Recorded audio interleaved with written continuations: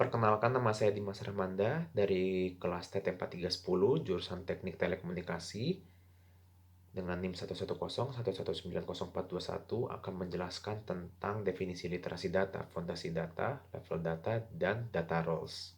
Literasi data. Literasi data sendiri berasal dari kata literasi dan data.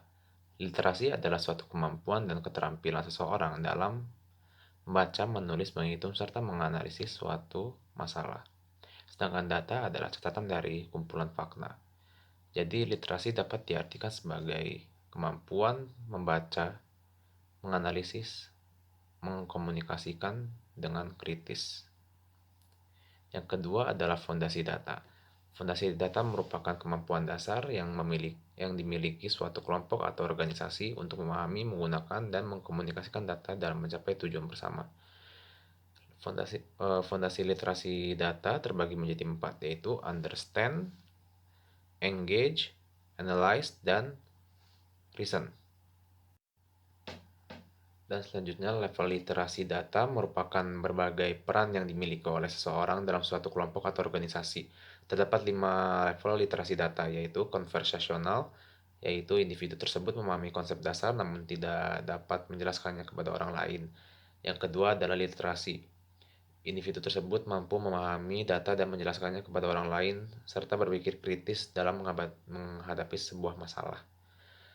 Yang ketiga adalah kompetensi, yang mana individu tersebut dapat mengembangkan, mendesain, serta mengaplikasikan suatu data. Yang keempat adalah fluensi, yang mana individu tersebut menguasai peran konversasional, literasi, dan kompetensi, serta memahami lintas website atau alamat website bisnis di tingkat industri. Dan yang kelima adalah multilingual. Seperti namanya, individu tersebut mampu menguasai segala peran sebelumnya dengan kelebihan lain dapat menjelaskan data ke orang awam. Dan yang terakhir adalah data roles.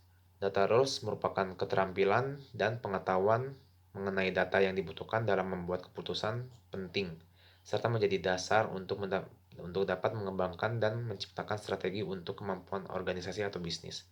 Adapun 4 macam data roles, yaitu data believer, yaitu individu yang terbatas dalam pengetahuannya mengenai data analitik. Yang kedua adalah data user, individu yang melakukan pekerjaannya terkait dengan analisis data. Dan yang ketiga adalah data scientist, adalah individu yang biasa disebut dengan data master karena memiliki keahlian dalam menganalisis data dan dalam statistik.